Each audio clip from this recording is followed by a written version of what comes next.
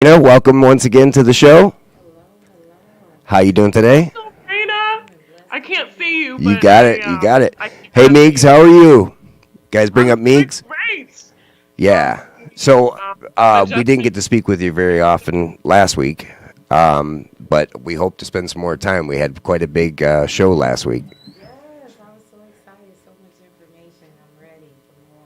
It is, yeah, yeah. Dave, he really can pack a lot into a show, and that's the idea of the 401 show, so that we can kind of broaden people's idea and the things that they see and what's going on out there, and then to have everybody come in.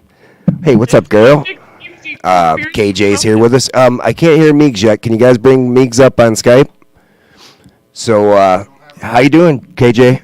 Good. How are you? I'm doing good. Good to hear. Good to hear. Great to see you today. Dave is running a little late, so we figured we kick the show off. We got Miss Raina here. So, what's the story, Raina? You were saying that you are into all the positivity and making people happy.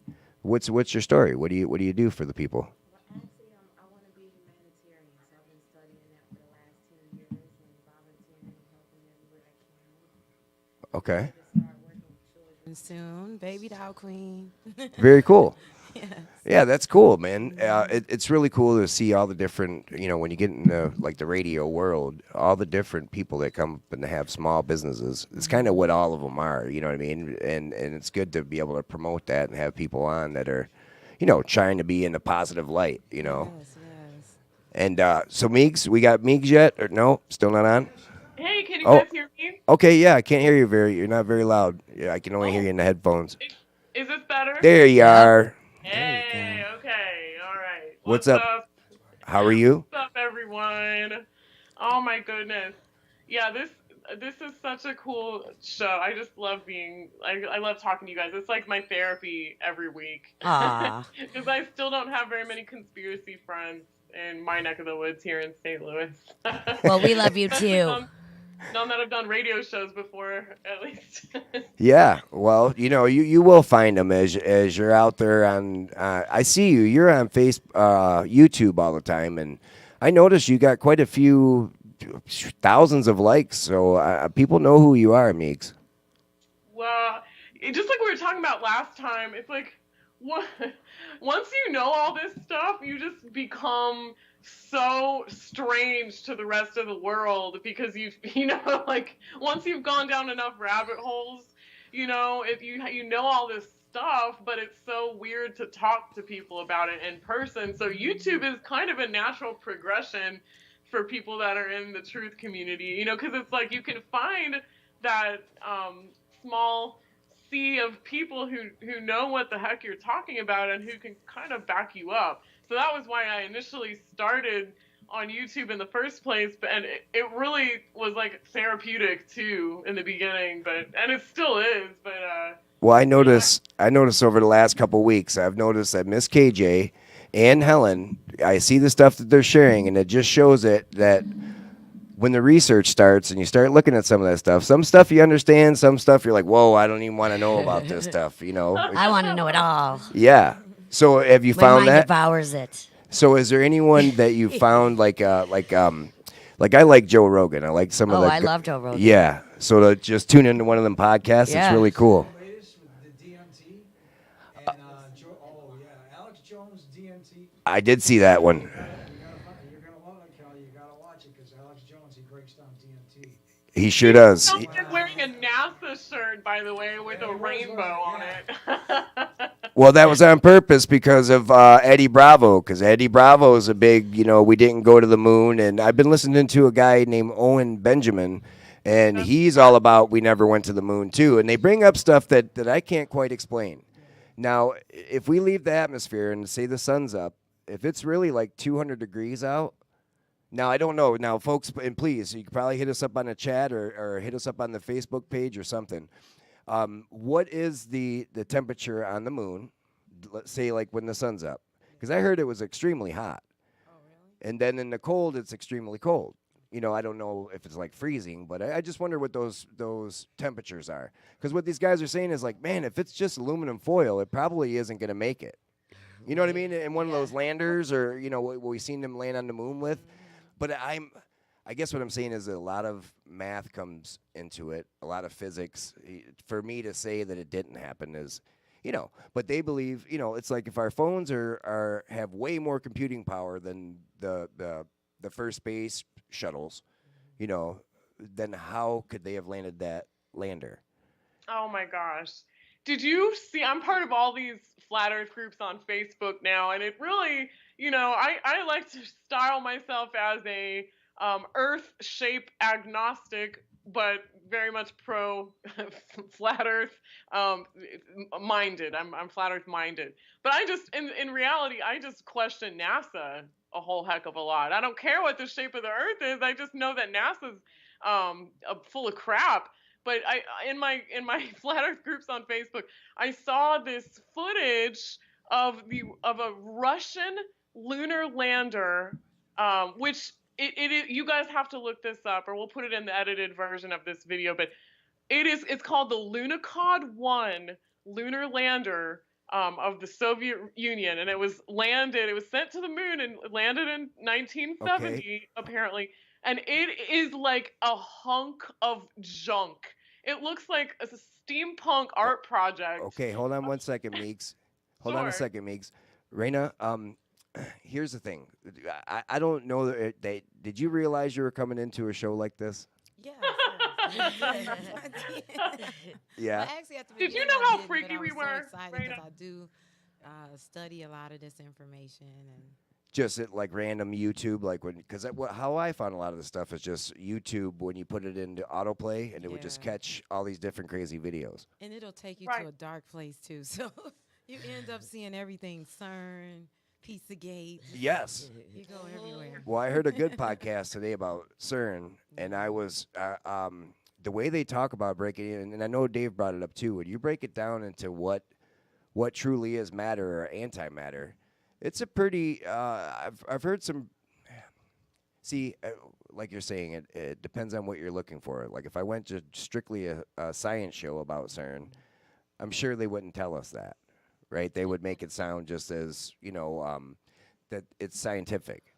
But then you get to the next video, and the next video is like, this is what they're doing, it's demons. And you're like, holy shit, it blows your mind, You're like, I don't know what to believe sometimes. Yeah. Sorry, Meeks, what we're trying to do is get Raina's mic in check, so I just figured I'd ask you a few questions. Science, and I know that they say dark matter is really hard to control Man of the and hour. contain. Yes. So Yeah. that's a little scary that they're playing with that. Well, the one I heard recently, he was saying if you have a grain, Okay. louder. Just truly a grain of antimatter or dark matter would be like 4 nuclear warheads. Yeah. I mean, that's pretty destructive.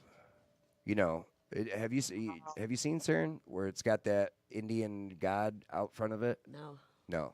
Okay, yeah. So that's a something that rabbit we'll have hole to I have touch on. yet Yeah, to with the explore. hands, right? Is it the one? Yeah, with yeah. the It's hands? the god of chaos Yeah. or Destruction. destruction.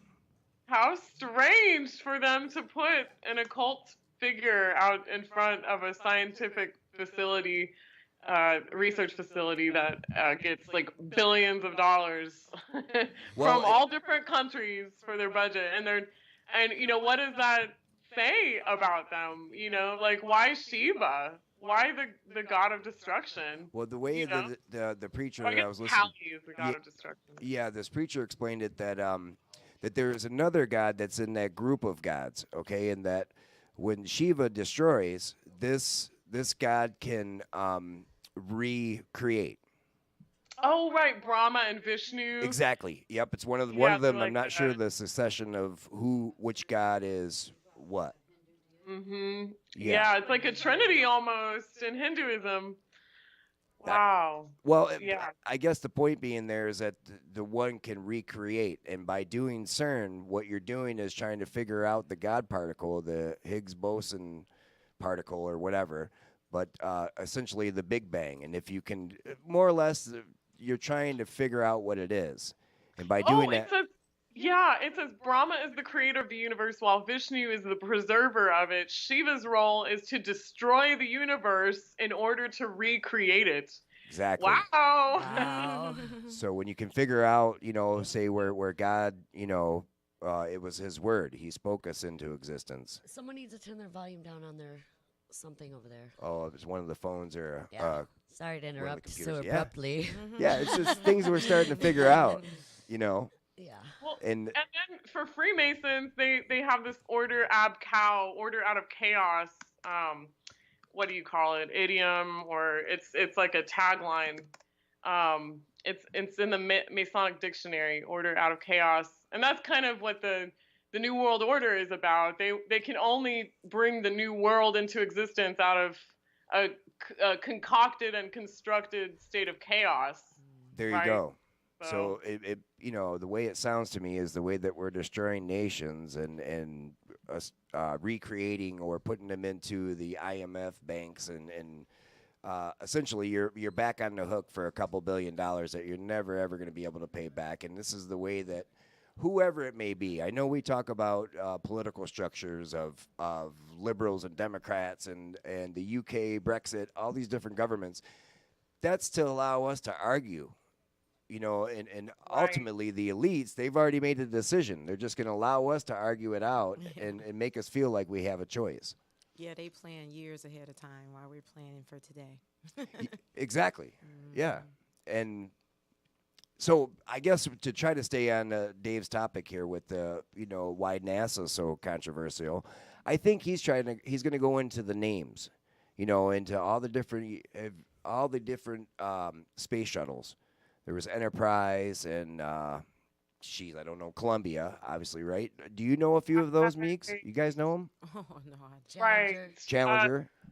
Yeah, let me look it up. Yeah, they're kind of like named after It is. Greek gods and stuff.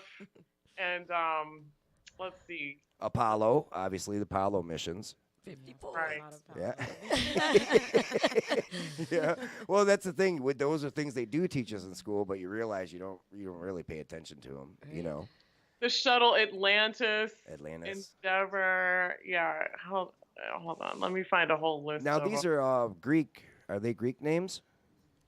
It seems like it. The Greek girl. Greco-Roman. Yeah. Yeah.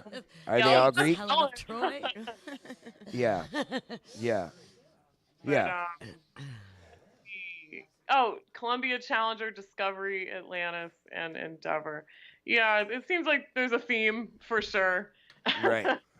But what really struck me is that a lot of the astronauts and a lot of employees of NASA have been Freemasons, and specifically Mormon Freemasons.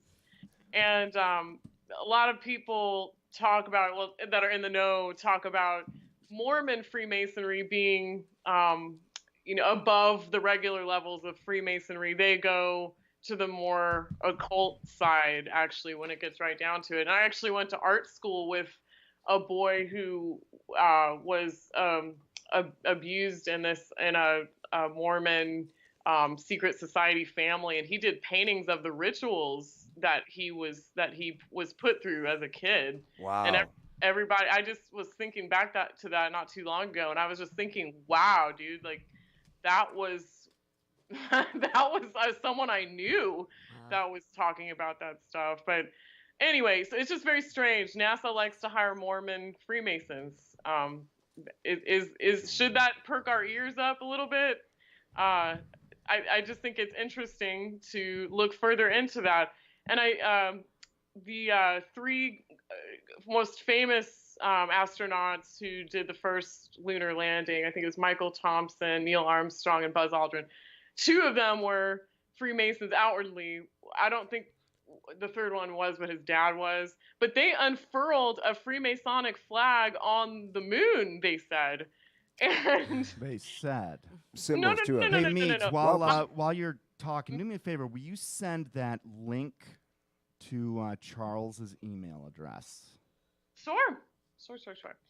Because you're already touching on some of the stuff that You're waiting to get gabbing into. about. All right. Yeah. Yeah, okay. Figure we get So what back have I around missed? to How it. you guys doing? We're doing great. How are you today? Yes. How am I doing? Yeah. I'm in a great mood. All right. Very good. I feel like I'm floating. That's a chair comment, not a. So you guys are good? Everything Yeah. all right? Awesome, Yep. awesome. Yep. See? Okay, good. Yeah. So, hey, Charles, do you want to see if she sent that thing? Unless you want to tell me your password and. me log in right now. Hey, America. Yeah, because I need to click on that link here, and I don't know what it is. Sure. CIA top secret thing. Top secret. I'm going So to send it to Charles right now. we had one weird thing happen last week. What's that? Hang on. You're gonna display. Hopefully, I don't have anything bad in my email. Just one weird thing. That's a good thing. Yeah, that's Right. pretty good, right? Yeah.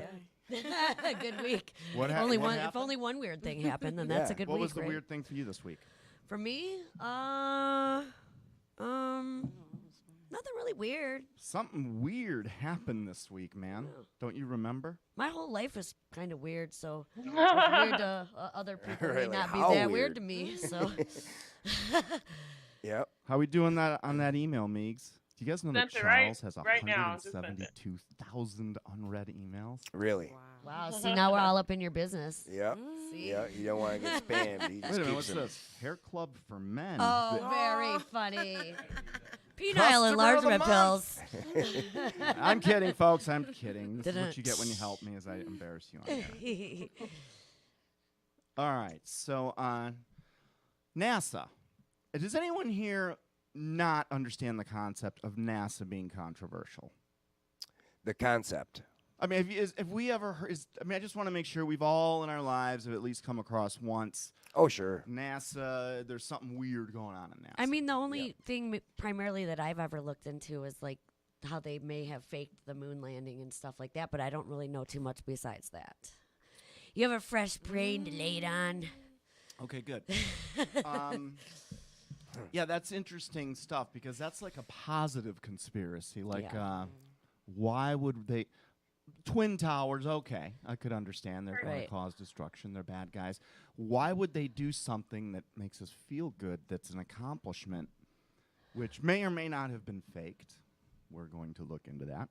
Well, it was a big thing about the war, right, or the Cold War. Well, that's the story they tell. Oh, we're in a race with the Right. Russians, and we got to beat them to spare, blah, blah, blah, blah, blah. Yeah. Yes, of course. The War the promoting. fuels all agenda. I mean, it's interesting because remember Werner von Braun. We're going to talk about him today because he's like right now it's the Cold War, and we'll do a show on the Cold War later. But Sure. completely staged, completely. I mean, Russia should have collapsed financially, and guess who kept them propped up? Through Was that us? well, funny, Was this it the was the U.S. through the central bankers. Imagine So what that. happened is companies like Mobil, defense contractors, are actually doing business with Russia, selling them the very weapons that they're then giving to the North Vietnamese or the North Koreans, both wars, and they're also selling them to our soldiers. And this is this is what they're on both sides of the equation. Got it. They're never on a national border. Industrial complex. What country is always neutral in war? Switzerland. And where are these guys based? Ah. Oh, yeah. See, there we go. How funny Another can aha a country? moment. Can you just? I mean, Hitler's invading everyone in the 1930s. September 1st, 1939. He begins by invading Poland, and then he invades Austria, and he just invades. Like, how does a country just get to go? Oh, we're on Ghoul. You can't get. We're just declaring we're neutral. Right. What? It's like when you're about to get into a gang fight, you go, I'm neutral, guys. They will laugh you. Oh yeah. They will laugh your teeth right out of your mouth. Okay. Couple things. I want to give some appreciation to KJ and Meegs, and I really respect this, and I'm giving you guys some props as a message also to everyone. And there's going to be an apology woven into this, but you guys both.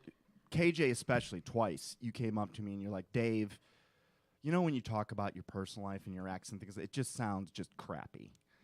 And I went back. It's a and mama bear in me. I listened to myself, and you were, it's just not, you were right. Very uncouth. I was embarrassed. My dad would It's have been uncouth. embarrassed. It's not, it's almost like it's just a habit. Right. And Can I interrupt because a friend? No, of because mine listen- I'm about to say sorry. But hang on one sec.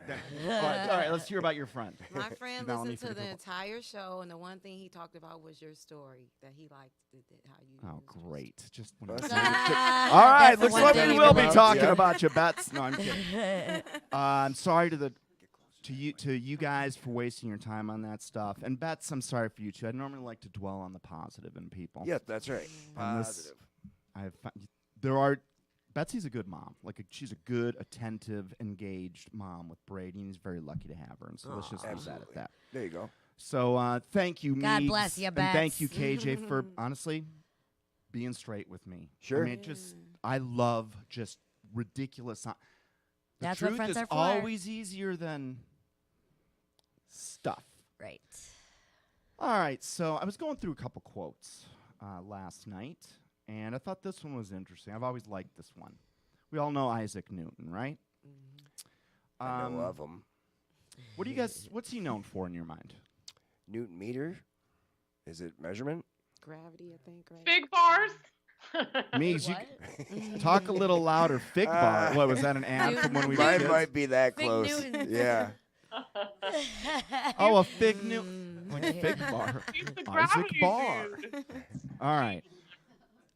So he actually spent more time studying the scriptures in the Bible than anything else, more than mathematics, physics, philosophy, you name it. And he was very well versed and very much a believer in the Bible. I mean, there's a lot of quotes. Now we look at it, oh, he's from the 1700s. They didn't know jack anything.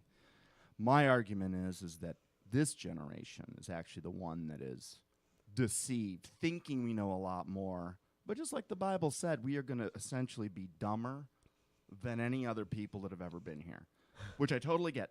We are. Yep. So Calculators. just by reading the scriptures, Newton made this prediction, and this was in 1687. He said, and I actually, on a personal level, I'm like, I think this would be me. Probably everyone in this room. About the time of the end, a body of men will be raised up who will turn their attention to the prophecies and insist upon their literal interpretation in the midst of much clamor and opposition. Well, I can tell you for sure the clamor and opposition is real. The literal, that is real. And, you know, everyone used to call humanity men back then. They're used to talking about men and women. Collective. Basically, he's like, there's going to be a spiritual awakening right at the end. And people are going to wake up to the Bible, and suddenly all these people that are like normal people in the world are going to switch whatever they're doing, and they're going to do this because they know something. Time is short. So these are. Do you guys like our new little? Our little I just frame? noticed that the little border around the. Yeah.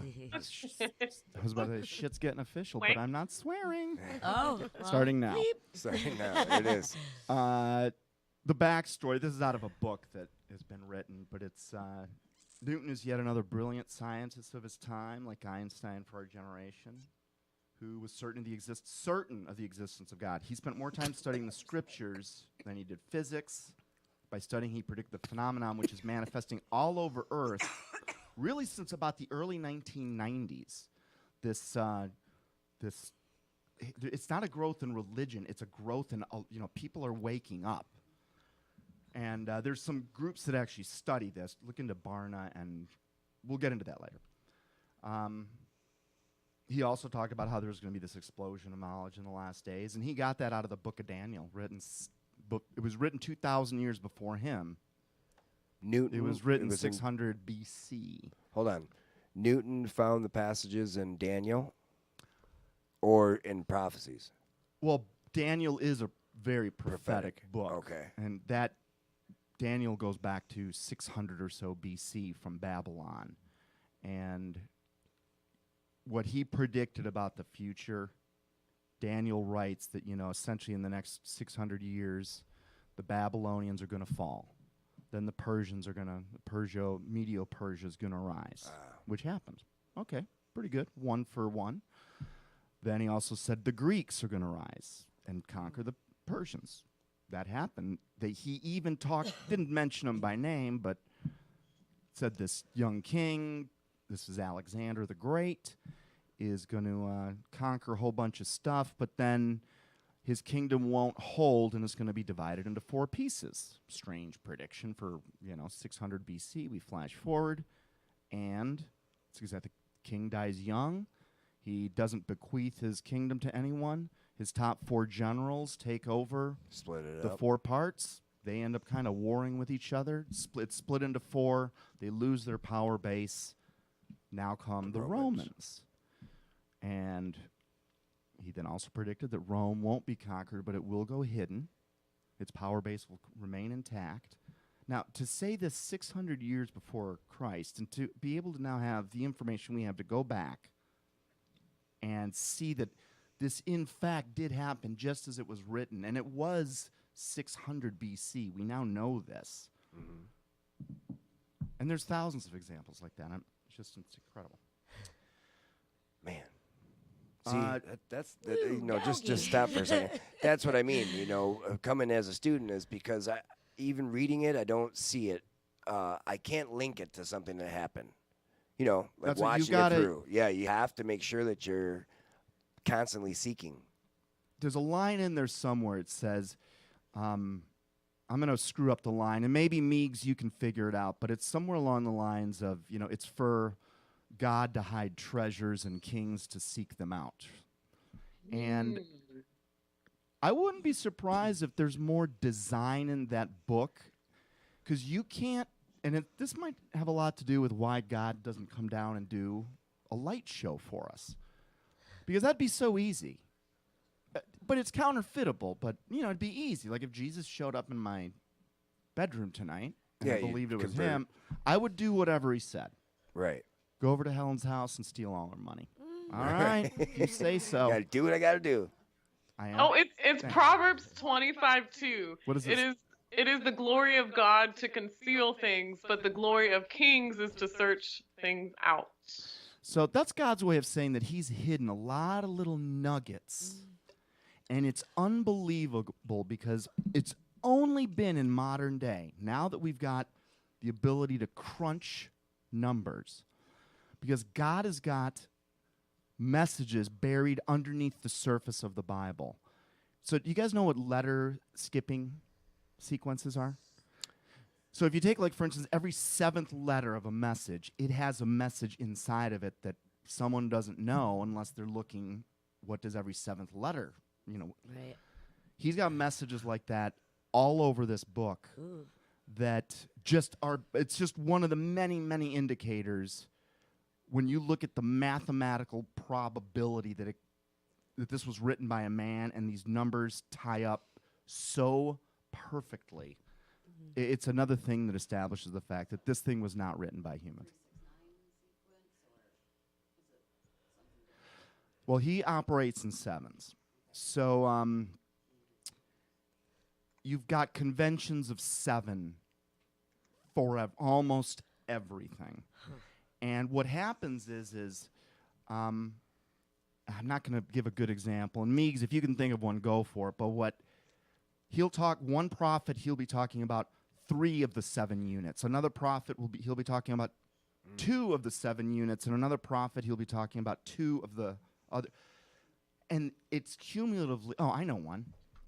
In the New Testament, Book of Matthew, very specifically says that they went fishing. And Meigs, do you remember the number of fish they caught?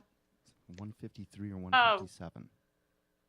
Oh, I totally forgot. Let's go with 153. I'm not sure the exact number. Doesn't mean much, right? But whenever God uses a specific number like that, there's something going on every time.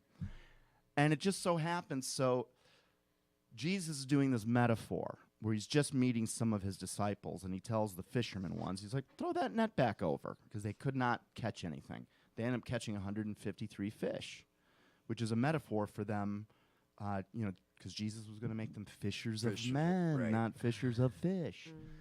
And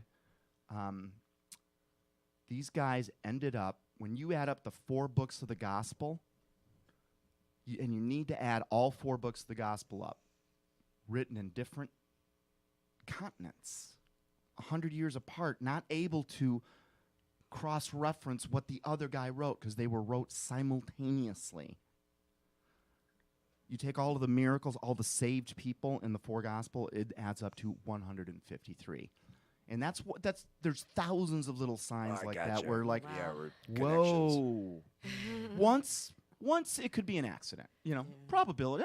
It's like cracking the little Annie code. But when you start to look more deeply, and basically every time there's something like that, you will go find this affirmation. And that's why guys, even like Isaac Newton, men of science and math, the world was just getting round from flat at the time. There you go, Meeks. And he's still, he knew that the Bible's, and it's happening still today at the highest scientific levels, but we never hear from those guys. We hear from Michio Kaku and Rob Greene and Bill Nye and a few guys that are just always on television as quote-unquote the voice of science. Yeah. But they're really just the voice of the Illuminati. Yeah, it's just really a character role that they're playing. It is for that Nye guy. That guy's a fruitcake. Oh gosh. And then we look down on these scientists' involvement in the occult and alchemy, but that is actually, because you can see right on Wikipedia, like Newton was involved in study of the occult and alchemy as well as, the Bible. But this didn't go away. This just went underground. These alchemical matters and, chemical transformations of metal and stuff. That's what they learn in Freemasonry and the mystery schools. They just don't teach it in our 6th grade science class, Yeah, he was definitely an alchemist. And keep in mind also, Meigs, we also study the occult. So I wouldn't... Doesn't mean he's bad. I believe he's we're going to see Isaac Newton in heaven. Victory in life versus failure. I've been trying to get this out for a few weeks. I'm just going to finish it right now. Because all I got to was what failure in life would be. Which is, if you have all the riches in the world and all the things, that the world tells you are good, from good, nice houses, nice bank accounts, good sex, and good cars, and yada, yada, yada. If you don't get to heaven, your life was a failure. And the flip side of that is, no matter what sort of curveballs have been thrown at you in this life, if you find out how to get to heaven, no matter how crappy this life has been or what sins you think you've committed, it will be a victory. And I can think of nothing more important in any individual's life. I did not get this until I was 40, whatever. Yeah, it's absolutely true. I got a great barometer now, but I sometimes think I'm either being tested or I'm indeed a sinner. That's it. You try it, but man, We're I'm all telling you, sinners, right? yeah, that's it. I look Why at you need it. 'em. I look at it as learning. Huh? I never sin. I'm learning. And the Learning more to that sin? I pay attention to God, the more I learn. Gotcha. Yeah, That's the way I do it. So. yeah. Positive thinking. Look, Well, I God- mean, even Go ahead. I'm just saying, very simple. I could be listening to the Gospels in the car, and then some dude cuts me off, and next thing you know, here comes 47 words out of my mouth, and then I'm like, oh, I'm so sorry. I can't believe I just did that. You lose it like that, ready to snap on somebody, a road rage. Sometimes on air. Don't Sometimes drive on air. angry. Yeah. No, you have to make a conscious effort, and then when it happens, you just you Well, you So you're gotta have sorry. the yin Back and off. the yang. They say if you don't know pain, you don't know pleasure. So. Oh, without a doubt. yeah. And how really, God knows everything, but how could our faith or love, really for him, let's say, ever be tested if there weren't trials? Right. I we'll get into that later. That's very Yep, gotcha. philosophical, Yep. but that's a really good point. Something did, at least in my book, happen this week that was way strange, KJ. Can I show that? By the way, has anyone seen my friend Catherine today? Is this meeting? Nope. I think she's coming by with a gift for you. So, can I? I'm like in the air about Can all I this. tell, I have no uh, idea what's going on. Can I so- tell him this? Do you know what I'm talking about? No. Okay. You're freaking me out, No, man. remember the 3:15 a.m. text last week? I do. All right, so I'm having a Nope. psycho day last week. Do I It's- want to admit that I remember or that I don't remember? No. All right, so last No. week, all right, I'm just gonna scroll through this, and if we Okay. don't want it on the edited show, I'll Okay. take it down. Oh, And I'm no gonna big share the deal. text that was sent to me while I was on the phone with Meeks. Okay. And one of the things we were talking about was the show. Literally, like I think we were talking about you and Meeks. This was our 5-hour conversation. It was epic. And just so you guys like, stuff lot- goes lot on behind the goes in. scene. There was I don't know what that was from. Like it felt like 3 a.m. to. I know it was daylight The when we got off witching the hour. Editing the shows. phone. So last week we were kind of teasing KJ, but not. I mean, this is actually great news for us. Where she was like, "Well, I'm giving it up to God. Let's just see what happens." And she started off by getting a package on your porch. Oh yeah. Okay. And then you're like, wow, good things are already happening. And the Yeah. Meeks are all like, I'm not sure if that is. Okay, you It guys happens remember that having quick. that Yeah. conversation. Yeah. Okay. Yeah. Flash forward 9 hours. So I'm on the phone with Meeks, and we're in the middle of this call. And I get a text message from my friend, Catherine. Now, I if you remember. notice, the last time I talked to Catherine was a week before Thanksgiving. All right, I have not spoken to her now in going on 4+ months, 5 months. I get a message right at 3:15, the day, and I know how Catherine works. This is not like her. Right. This is not. She does not stage things or do things for like a show like this. So I actually think she's talking to the wrong person. Like, are you serious? But that's how she started the message. She's actually talking to me like she's upset with me because basically her message, I'm just going to read it. Are you serious? God woke me up in the middle of the night to tell me to buy gifts for your stripper friend. I'm guessing she's talking about you because Oh. you've shared your former life. I ordered her a big oversized sweatshirt that says Jesus loves me and my tattoos, a water bottle that says be still and know I am the Lord, and an ESV study Bible. He even told me to put in that note that this is the kind of clothing and trinkets Jesus would approve of. Let me know how I can get it to you. She says I'm going to bed. That's awesome. So at 3:15, It's so sweet More of gifts. you. don't tell me I'm putting $1 into the jar for this, because I just wasn't thinking this was going to. So I basically Holy beep. responded with, wow, that's very surprising. And Wow.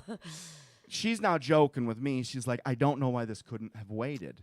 That is- Right. That's But literally, Woke her up. I'm going to find out the details, because I ended it with, I understand your assignment, because this stuff happens all the time. When you start to wake up to God, Start paying attention. Yep. this is what I mean by weird stuff. I did not call her, and there was no. I have not contacted her. Something motivated. We've had lots of guests on the show. Sure. Lots. Something motivated her that day, like right after we. And while Meeks and I were literally talking about KJ in that moment, about KJ, See, the that's ru- all the good stuff, man. and boom, it comes in. And Meeks, am I making this up or was this real? No, not at all. So weird. That's I wonderful. was like, I almost fell off my chair. I was like, Should we what? look at it? Oh, the gift? Yeah. Yeah, let's do Yeah. it. Bring it out. Awesome. I think she is. So awesome. I was going to That's meet so- her after, that's but I think pretty she's going cool. to come to the mix. I'm not. Because she wanted to meet you. Well, All I right. can't. I drove. There you go. Oh my goodness. Oh my goodness gracious. Let's see what do we got here. Goodies, goodies. Oh, you have it in studio? That's so cool. Oh, wow. Oh, that's cool. Wow. Very cool. Jesus Yep. loves me. Nice comfy sweater. And my tattoos. That thing looks That's cool, man. cool. That is, Catherine, I don't know if Very you're cool, listening. Catherine. That's beautiful. Awesome. And it's supposed Someone, to be the cup. someone That's just got very herself nice. a glass of wine I feel like tonight. it's my birthday. I know. Yeah. My goodness. To your new life, it is Hey. your Oh, birthday. Yeah. neat. Oh, All right, cool. Catherine just moved up, and Catherine is a stud, by Very the way. cool. She's very That much is like awesome. you've met Catherine. And I there's have met her, yep. more. There's a student study Bible. Hey, yes. that's awesome. Yeah.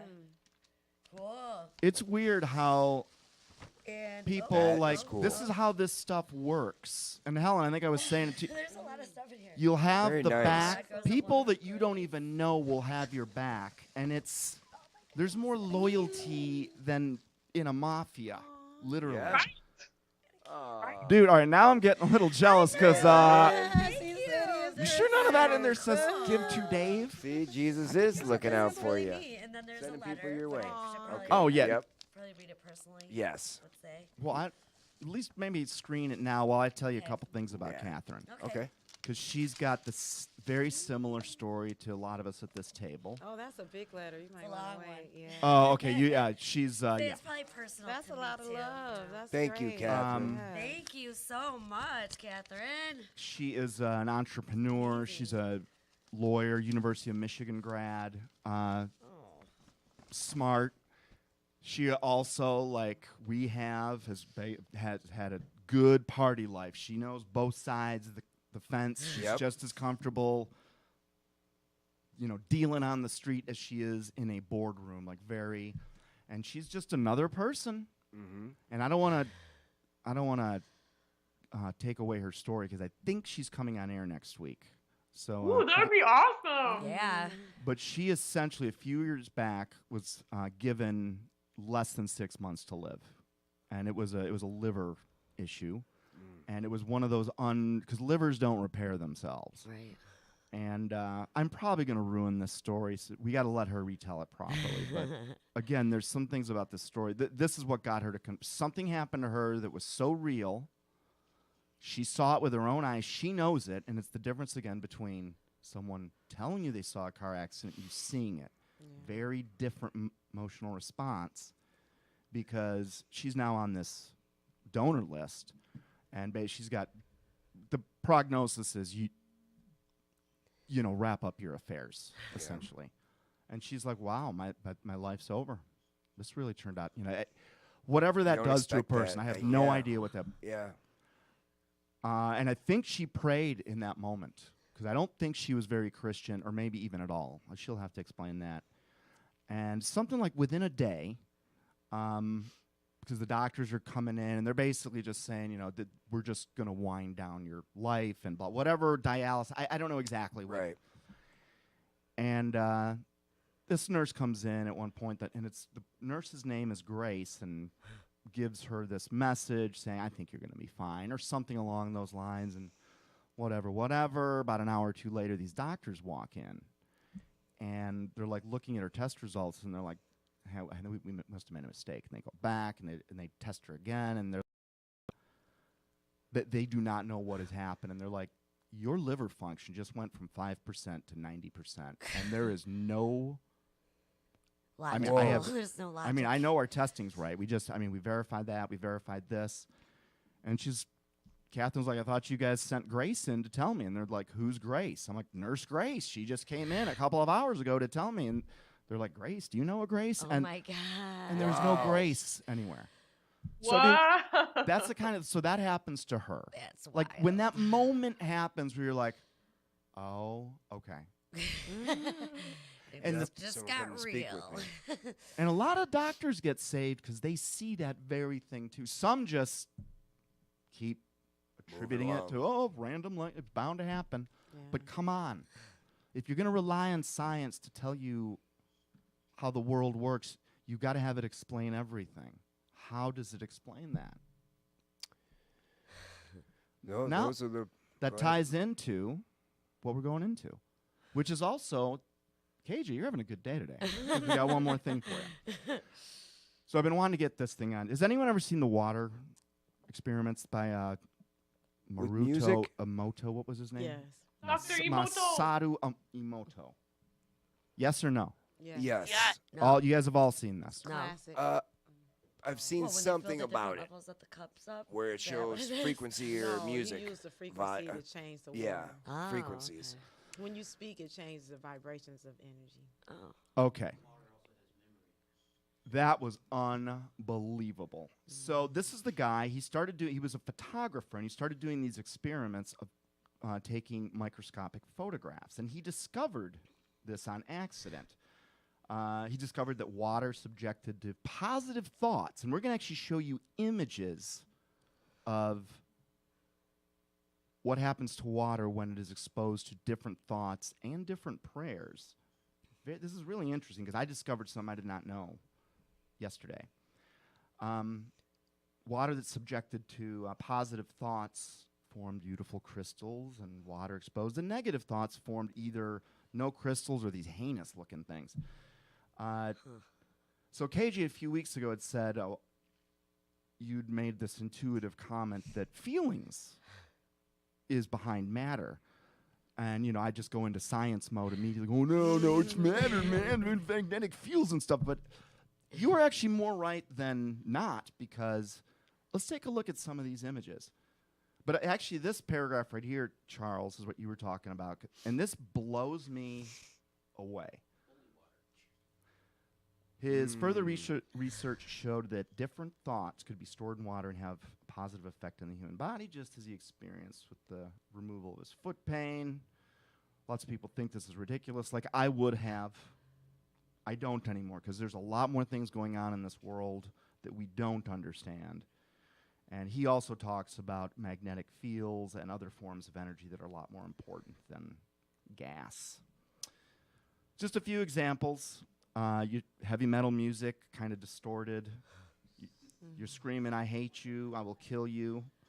Now keep in mind, if you have negative thoughts about yourself, and you realize our body is 70% water. Yes, that's exactly what I was thinking. Because you're Captain Positive over here. Yeah. And I will tell you this, like, when you imagine things, you can actually, for instance, improve your coordination at catching a football by imagining yourself catching a football. That's true. Because the little synapses that are used for that activity are actually, they're now communicating, and they're getting strengthened. It's like working out. It's like, yeah, when your coach said, dude, you got to envision the game. This is what they're talking about. So by the time you actually play in the game, every play has already happened in your head. It's not like you're not in undiscovered territory. Do you understand? I Yes. live manifestation. In the morning when I wake up, I plan my day out by thinking about awesome things that could happen. Yeah, the good. See, there I you like go. it. Yeah. Okay, so we got a few examples there. Music that seems to be appealing to water, like Bach works. What does the one on the bottom there say? Which one? The one that looks like a snowflake. This one, Fujiwara Dam. That was after a prayer. So on the After left, prayer. this image right here is, so this dam breaks and it kills and Meigs, maybe you could tell us about Fujiwara Dam, but something bad happened to it. He studied the water crystals from that event, and that's what this box is. And then a prayer was offered over them. And what type of prayer is important? Because I believe this guy was a Buddhist. And we're going to look at something that blew me away. I had to double check this. But it's weird. A prayer, and I can tell you this, there are times where, I mean, it's sometimes not as effective as like a Vicodin, but there are times where a prayer makes you feel better, like literally, palpably. It's kind of weird. That image kind of looked like a brain scan. No, go back up to the one. Yeah. The one that you were saying is for a prayer. Yeah. The snowflake-looking one. Right? Yeah. Yeah. Just weird. Is this one? The Adolf Hitler one looked like it actually had a picture of a dude in it. You can't see, but that's like his nose. That's his eye. There's his other eye. There's the bridge of his nose. They call it Adolf Hitler? That's just what they're calling it? No, that's the word they use. So what he did in these experiments is he'd bring these actors in, and they wouldn't even necessarily, so they're acting the emotions. Now, we're going to still feel a little bit, even when acting. Okay, gotcha. But he'd bring these actors in to say, I love you, or I hate you, or Adolf Hitler, or whatever. And as he's doing it, he's photographing what happens to these water crystals at just a at a cellular, atomic or subatomic level. Wow. So here's the one that I thought was interesting, and I had to like double check this. So when you, I don't know if this was thoughts or words, but when you're surrounded, when you're with someone that actually cares about you and loves you, even if they're saying nothing, you're going to feel good. Now, do you guys ever have a feeling, have you ever been in a relationship where when someone walks into a room, it's like your hair stands up a little bit? Yeah. Do you guys remember Oh, that? yes. I wouldn't be surprised if what's going on underneath is maybe this. So here's an interesting one. So in the upper right-hand corner, you've got this water molecule that's in good shape. Then they do a Buddhist prayer over it. And look what happens to it. It goes ugly. Weird. Wow. Huh. So maybe the type of prayer matters. Yeah. And if this is any reflection of how God works and what he thinks of the Buddhist prayer, and maybe he does control things at a very small level, like the Bible said, maybe that's his way of showing anyone that might run into this picture that if you think the Zen and the Kundalini, and it's close, don't get me wrong, But it's but off. you may as Yep. well miss by a mile. Yep. But can I say something? Because I love the Buddhists. I think that maybe that person didn't have good emotions when they were praying. And maybe they were in a mean or negative vibration while they were praying. So you can't really judge the whole thing. Well, the Interesting. Buddhists, when you're You a know Buddhist, what? you let go of your pain and you're really more happy. Guys, So that we should person do might our not own be- experiment. We should set up a rice experiment and try it, and set up an anger rice and a love rice and a Buddhist rice and a Jesus rice. A what? Rice? Rice. Like rice-a-roni? Oh yeah, because they did rice experiments instead of water, and they told things to the rice, like good things, and then they screamed at the rice and said, "I hate you, rice." And then they recorded the mold that grew on the rice. Yeah. Nothing weird. grew. Oh, I thought you Wow. were going to say the rice turned into a Maserati. I'm like, sweet! Discount. I'm like, Imagine how crazy I'd people like would think we're 400 sitting there crates of talking rice, about rice please. bowl. Oh, yeah. Well, You're you've a heard. good bowl of rice. Oh, look at you. You're awesome. You're going to have a great day, Rice. Well, No, you that's hear. what they did. It's instead of water, they used rice, and the results are very similar, Dave. It's just Yeah. it's just no, mold. I've seen it. There are unbelievable formations formed based on the frequency. So let's look at what happens to water when it's subjected to frequency. Now, the fact that, I don't know, maybe you guys all have seen this, and this is, but for me, this is like, wow, I had not seen this until probably 2 months ago. And if you really think about this, what this vibration can do to this water, if you really think about it and understand physics and how energy can't be lost, it can be. This proves that we should have water-driven automobiles. Let's just see what a guy did in his home, in his backyard with this water thing. We don't need sound for it. I think we're just going to see it. So this guy sets up this vibrating thing in his house, because he's going to show us what happens to water when it is subjected to all these different frequencies. And I was blown away that you can make water do this with sound. Huh. Have you guys seen this before? No. I haven't seen this. I have. It's amazing. Wow. Oh. Think Cool. about that. Now, the people we're up against That's have had this wild. technology for thousands of years, and they've hid it away from us. Who knows what it's going to come out, but Oh man. That's crazy. I is mean, that not nuts? Yeah, looks like a that's Fukushima to me. I mean, That's if it's on awesome. a military level, why couldn't you Wow. push a? I why lost my couldn't mind you when I saw this for the first time. I was create a like, tidal well, wave? jeez, man, why didn't we learn about this in science class? Frequencies was not in the conversation at all. No talk of frequencies. I And know. how- Because I that mean, that's just- actually, I think that's where, that's going to be the technology used against us that's going to seem like it is from another world. Because it's going to Right. be so foreign to us. Why?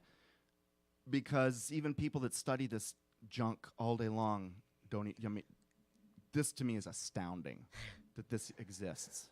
Well, I've This said is it. a thing. Yeah, I've seen their LRADs or microwave weapons that, it's a sound that'll make you sick to your stomach. They use them in prisons where they'll drop you to the floor. They don't ever have to put their hands on you. But when you look at something like this, I mean, look what you could do. I mean, if it's really on a military level, you could create a tidal wave. And again, if our bodies are 70% water, I mean, Well, yeah, gosh, you know, like, What's that, Meeks?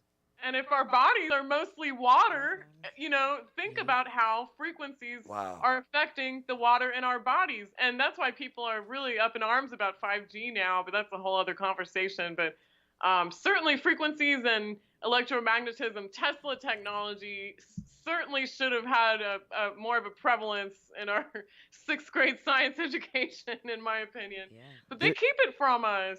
They really do. Go ahead. Yeah, Tony? There's Helen, while Tony talks, will you get if you can, a sheet of paper and a pencil for everyone? You know, Meigs, there's a medical procedure. It's kind of weird. It kind of looks like Scientology auditing. You know, the machine you do, but it runs frequencies through your body, and then what they could do is it'll pick up all these things in a kind of like a computer program, and they have frequency water that they'll send to you. You know, so let's say you're having gallbladder issues. It'll be something specifically frequencied to that issue to try to push it out of your body. They can both heal and harm with it, and their technology is the point now where they can target DNA types, blood types, and I think they can even go down to the individual when you consider the chemtrail nanos that we have all over us that identify us. But essentially, if they want to just disrupt you, put you in a bad mood, make you cranky, they can do it, and you'll never know what's happening.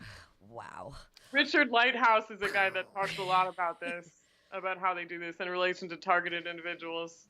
But that's a whole other issue. I see that nano is essentially creating us as our own 5G, where they could bounce the signals off of us. You know what I mean? To keep that type of a signal. If this is true, I have got a great reason for the 200 times I have lost my temper in the last 5 years. Oh, yeah. I might be That's it. I might be clear. Yep. Yeah. Psychological warfare. Okay. You know what an Ouroboros is, Meeks? Yes, it's a cult symbol. It's a snake eating itself. And I think it represents birth and rebirth, and I'm not exactly sure. I know it's very occulty. It's like the Egyptian equivalent of the infinity sign. It is a demonic symbol. It comes right out of Satan. Has had 6 kingdoms, major ones that the Bible talks about. And if you look at all of the common imagery and symbolism, the stuff that we look at, all of it comes just from those 6 kingdoms. Shall we talk about this? We've got the Babylonian eagle. You have it? Oh, I mean, the are you guys snake? hungry for a pretzel all of a sudden? Tell me that's not weird, though.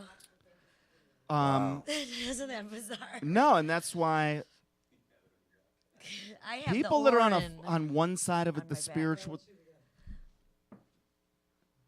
The Orin. When did you get that thing done? Orin. About 8 years ago. So what does the orange mean? The Orin is the symbol from the movie The Never-Ending Story. Okay. The kid wears it around his neck. Okay. That's the only Yeah, reason I got it. they It has got nothing that to do from with like something. satanic Right, anything. Unfortunately.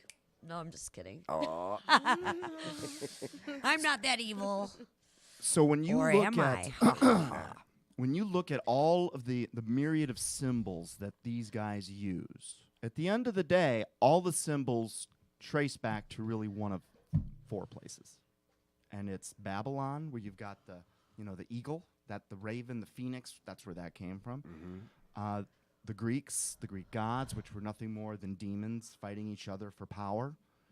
And that's how Satan operates his system, human side and demonic side. I don't think those were mythical wars. I actually think those were more real. Spiritual wars? And no, those were like, they manifested as like actual war, visible to human eye. The writings of Socrates, Aristotle, the Greek tragedy writers. And I read this when we were doing the quotes book that we were just drawn from, because I would have never read Aristotle. I mean, come on, dude, put a gun to my head, please. But that stuff was fascinating, and they were either crazy, like we are, or they really believed that there are these entities that are dark. Jesus Christ had not shown up on the scene yet. The Hebrews were there. And it's interesting because even like Marcus Aurelius, who is the emperor of Rome, about 100+ years after Jesus was in town. And in the beginning of his writings, he's talking about pleasing the many gods, making the right sacrifices to the right God so he can win some battle. And you're now dipping into the dark side, and you're just hoping that your dark angel or your white witch is more powerful than the spirit summoned from the other one. And that's really all That's you're true. banking on. I mean, Yeah.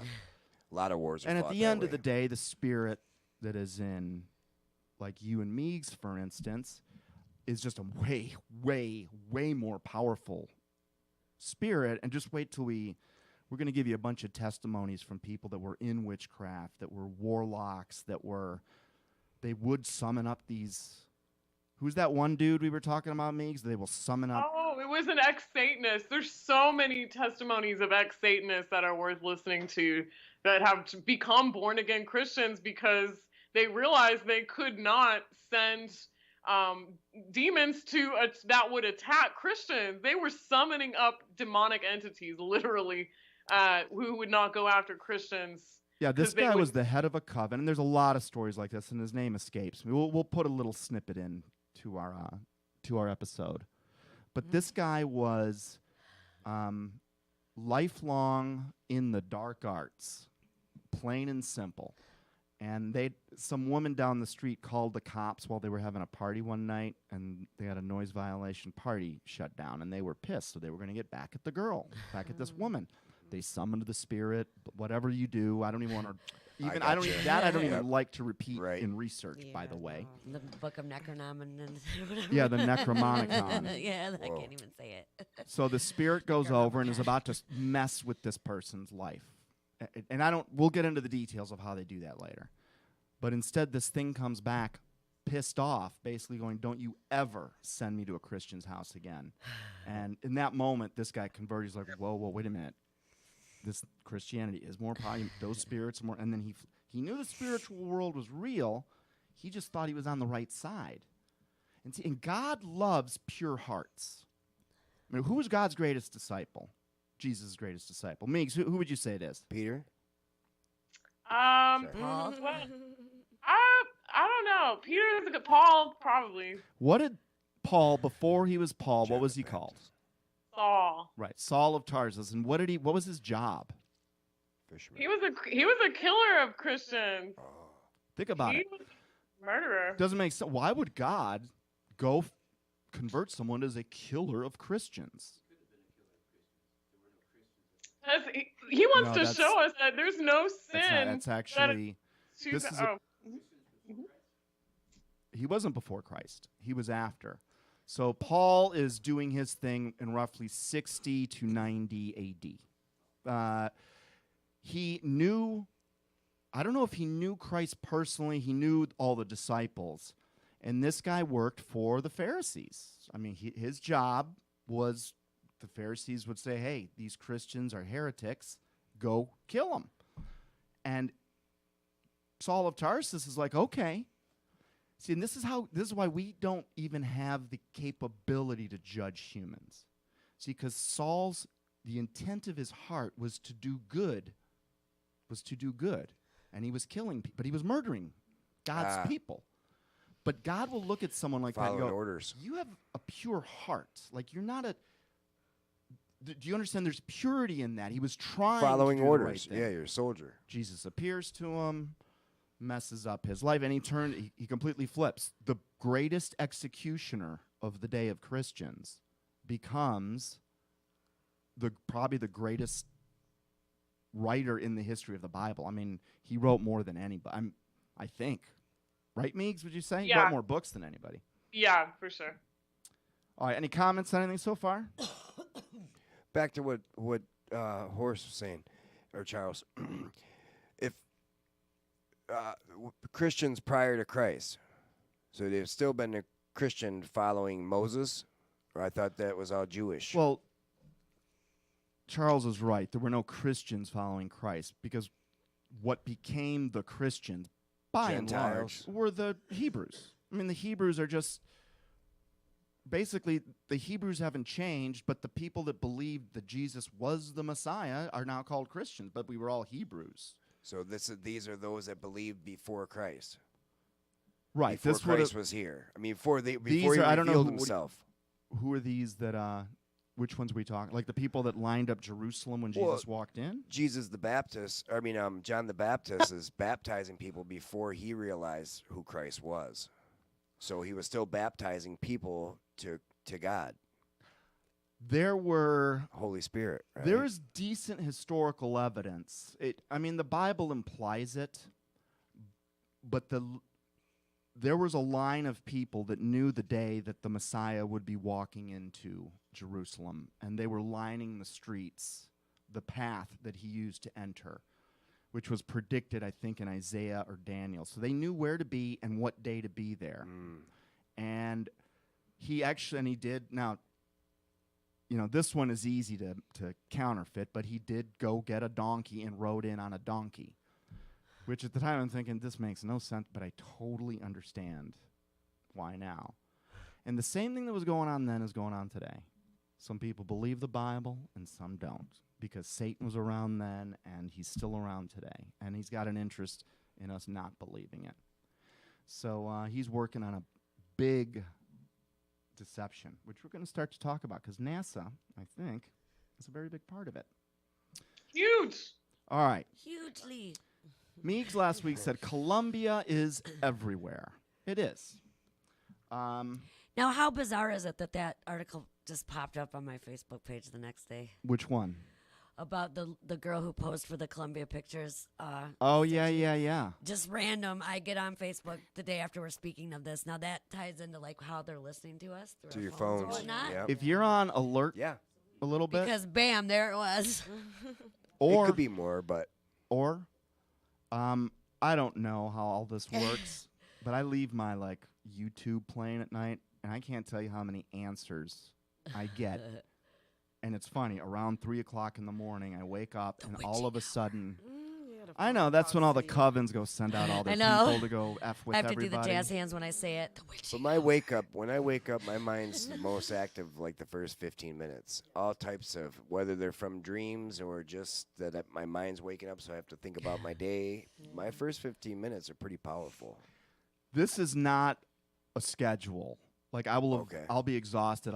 This happened probably 30 times on our last show, where something wakes me up at 2 or 3 a.m. and I've got this thing. I got to write it down, and Yeah. it'll be an hour. I get a whole show written, and I'm back asleep. And I remember being up, but I go back to read what I was, and I'm like, wow, I don't even remember writing that. Like, it's strange. I write songs that way.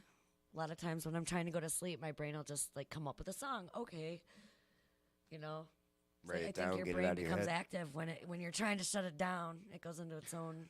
Well, world. whenever I try to fall asleep, I start to wake up. Yeah, it's I weird. should start drinking coffee at night to fall asleep. Of course, it probably has a reverse effect. Great idea. Okay, we all remember the Columbia disaster, correct? Yep. Space shuttle breaks up. We all saw the thing flying over Texas, yada, yada. All right, here's a little game here. I want you guys to write down, you're the editor of your local city's paper, all right? There's just been this shuttle disaster. I want you to write down the headline you're going to put in your paper, 5 words or less. I need each of you to do this. Shuttle. What do we gotta do? Yeah, I'm trying to fully understand too. The headline of the shuttle incident. So you're the editor of the newspaper. The space shuttle just crashed, okay? Okay. You are making the headline for tomorrow's paper. 5 words or less. It's going to be a big headline, obviously. This is a big event. Okay. What does the headline say?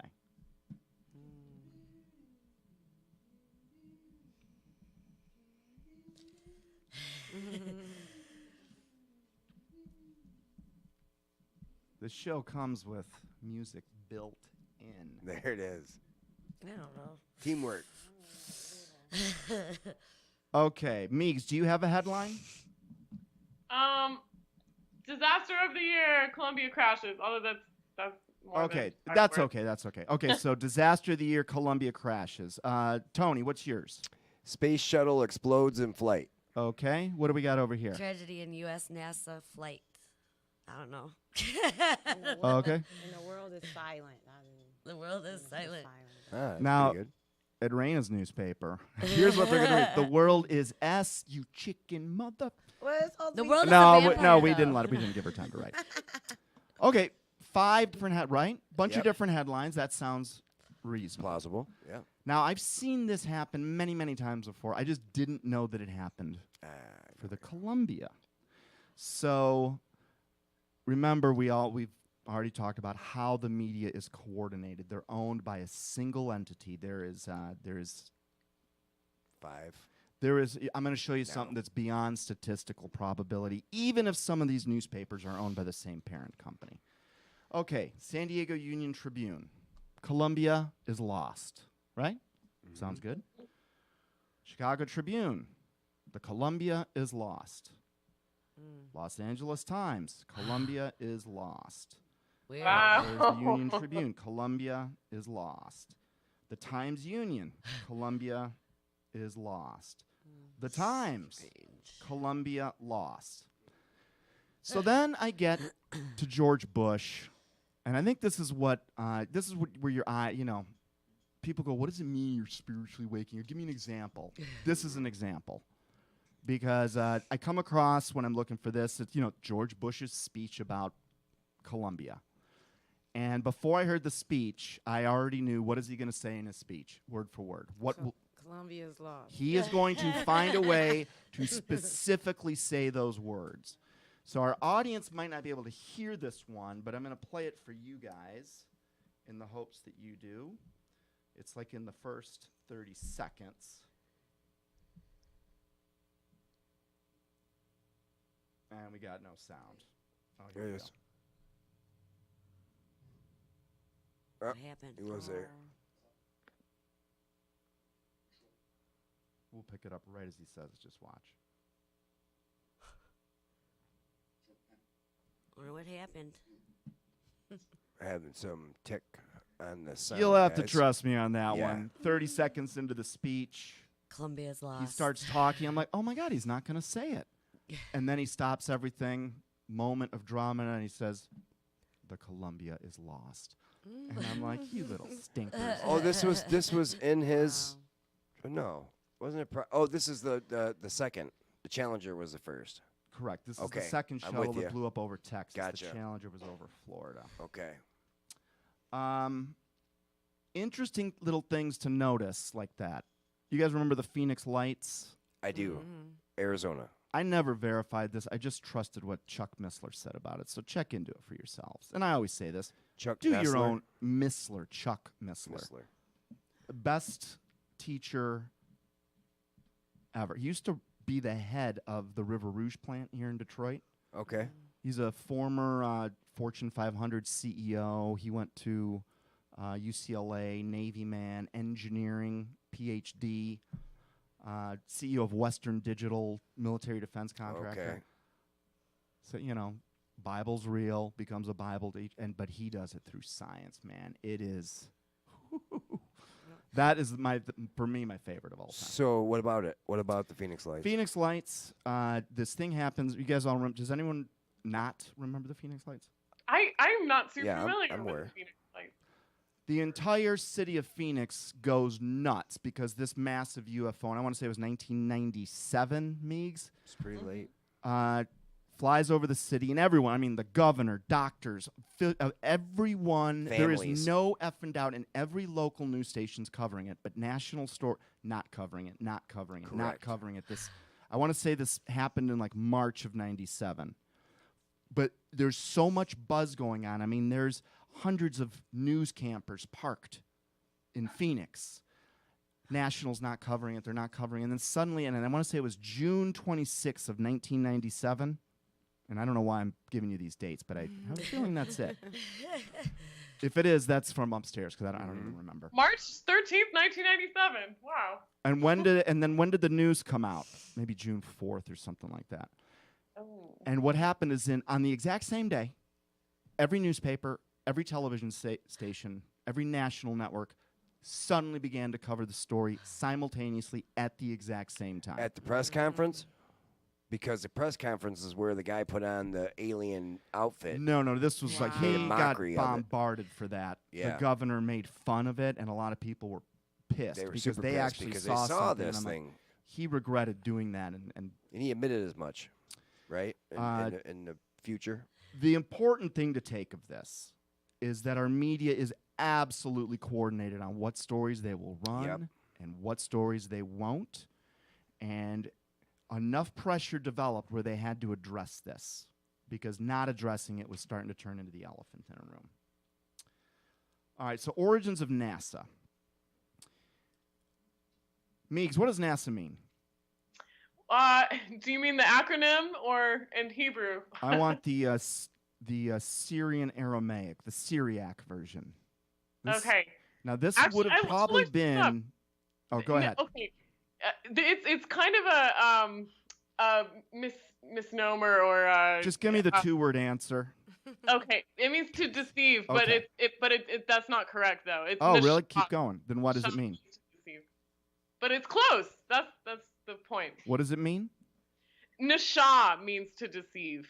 It's not NASA, but it's close. Oh, okay. Okay, I got you. There are NASA spellings of it, which you can find. The language that NASA or Nasha would mean to deceive in probably would have been the first language on it, the language that was Moses. This is essentially the Aramaic. So yeah, To deceive? I think it is God's language. Just sort of interesting. Yeah. So a lot of people think NASA, the history begins in whenever they were formed. 50s, 60s? Meigs, why don't you figure Late that one out? 50s, I think. I thought it was late 50s. Let me What look time it do up. we have right now? Okay, we got, 20 minutes or so? 1958 is when it was. 58. What year? 1958. Okay. I think you can actually track, because we are going to be covering NASA and what's in our skies. We're going to be on this for about 4 episodes here. Awesome. So it's going to take a while because this is going to be, this is where so much of like the meat and potatoes is of what we talk about. So before the Holy Quran, Book of Enoch, something interesting happens in the Book of Enoch. My opinion is it's absolutely inspired by God. Some people may say otherwise. I'll defend the book later, but we're just playing here, and this is just my personal theory, all right? Tying all this together.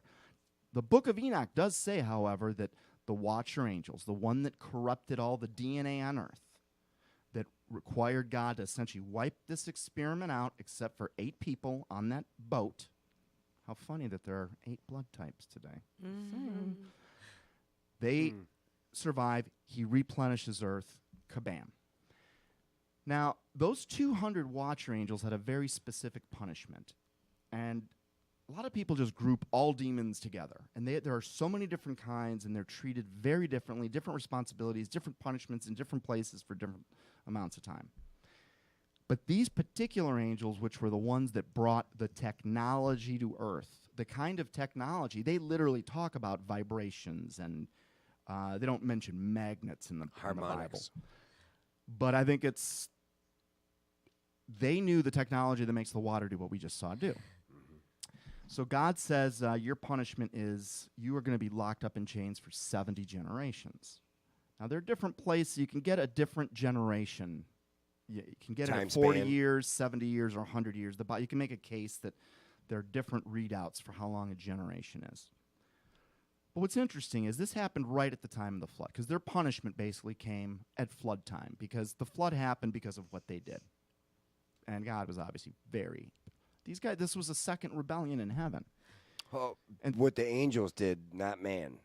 Or Well, he was mad at man too. I mean, Gotcha. or I should say he was grieved. That's what he said. And God, when I read that passage, my heart sank when God said he was sorry that he had made man because we were such F-ups.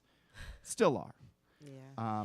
good catch. But I Locusts of the think he world. is actually right now, because the angels are watching all of this unfold, and he's going to basically show how this bunch of Cretans, humanity, are going to get cleaned for heaven. And because he does that, he shows his glory by throwing these Hail Marys all the time. That's why I call him Hail Mary. He does it every single time. So these watcher angels get locked up. Now, this would have been about 3000 BC, give or take, okay? And there are, of course, some geologists that say there was no flood, and things like the Grand Canyon happened, a drop of water over 1 billion years. And then the other school that breaks from, hey, what the education mainstream taught us, they're like, no, actually, this whole thing this was immediate. It was, we got animals trapped that shouldn't be trapped together, but things that just cannot be explained, that this does not hold water. 70 generations. At 70 years a pop is what? 4,900 years? 70 times 70? Come on, people. Thank you. All right. So if the flood's roughly 3000 BC, when do these watcher angels get out? Meigs? Ooh, that's a good question. I'm not sure the exact. We don't have time to wait for you to figure it out. It would be 1900 AD. 4,000. If you're in 3000 BC and they have to wait 4,900 years, it's 3,000 years to the year zero, and then another 1,900 years to 4,900, right? Well, that puts us at 1900. So here's what's interesting. And now these angels, these are the ones that this would have been right before the Tower of Babel. I mean, when I say right before, a few hundred years before. And we start to see their symbology everywhere. So what's interesting is 1900 rolls around, and we're basically an agrarian society. We don't really, there is an very industrial revolution. But who was into the occult in the 1920s and 30s? I mean, what was the biggest occultic country? Wow. Germany, maybe? Yeah, Nazi Germany. All right? All over the occult. I mean, Hitler was certain that he was being visited by a divine being. Now, I believe he was being visited by a divine being, but it was a demonic one, not. And they can look like angels of light. Because Germany in 1923 is as powerful as Ethiopia today. Bankrupt, starvation, lines to get food. They've got inflation that is escalating at such a rate. If you get in line for a loaf of bread with $1 million, by the time you reach the front of the line, the loaf costs $5 million. Yeah. It was a decimated nation. Yet, within 10 years, that country went essentially from bicycles in 1923 to splitting the atom by the 1930s. They already had a nuclear program. And who were they getting funded by? Well, we know who they were getting funded by, right? The central bankers. The Prescott Bushes, the father Prescott Bush, who were on, again, they didn't start doing this recently. They've been doing it throughout history. They're on both sides of this war. Ford, GM, IBM. So the Nazis, this is still theory. So the Nazis do their thing. Okay, we're going to pick up with the Nazis in a minute. Now, we just went from 3000 BC, the origins of NASA. Now let's pick it up at 632 AD. What happened in 632 AD? 632. I don't know. I know this. I don't know this knowledge. Quran comes out. Okay. So it's written over a long period of time. It's given to Muhammad, supposedly by God, through the angel. They call him Jibril. It's actually Gabriel is our name for him. And here again, for reasons we're not going to get into, I am heavily certain that Muhammad did, in fact, talk to a divine entity.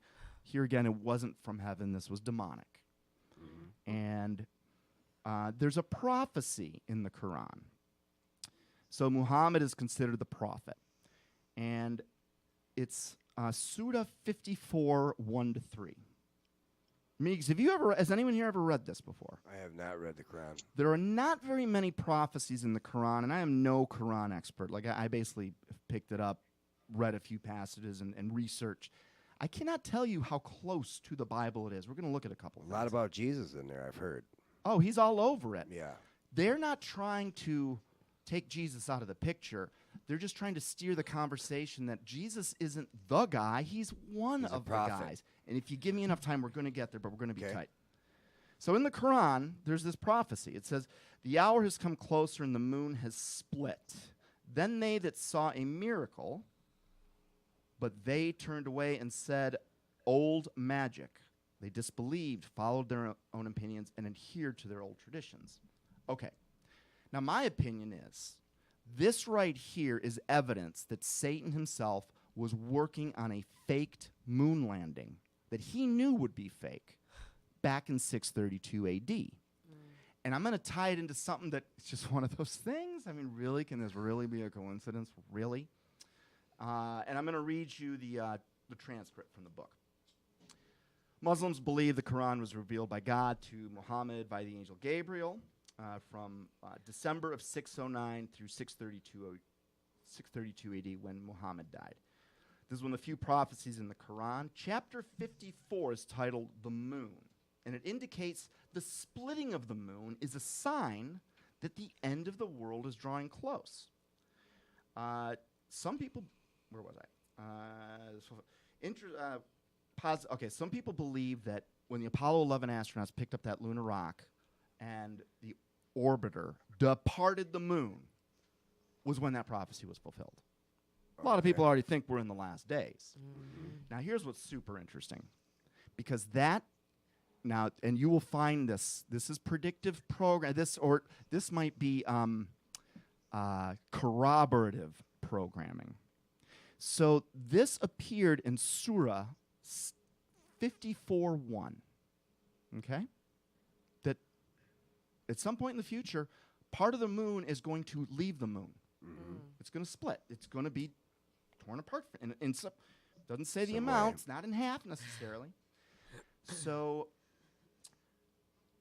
when the time that NASA announced to the world in 1969, when this orbiter pops off the little launch pad, and somehow there's a cameraman to follow the thing up there, which we'll talk about later. Or they had servos installed in that camera, but they didn't for the next 2 missions, but then they whatever. It was 17:54 and 1 second universal time, which at NASA HQ, Cape Canaveral, Florida, the East Coast, it was 1:54 p.m. in the afternoon, 1:54 and 1 second. That was the official time reported by NASA. It was at 54:1 on the 54th minute and the first second of the hour, which is right in the same. That's just sort of. So from a Muslim perspective, got it. Holy cow! This means our book is legitimate, because guess what is circulating now in the Muslim world is that, hey, we can trust our God. He can do these types of prophecies, and he got it down to the minute. But if you can start to understand that now, and what does the rest of it say? Then they saw a miracle, but they turned away and said old magic. See, I think that's what we are, because we don't necessarily believe we really went to the moon.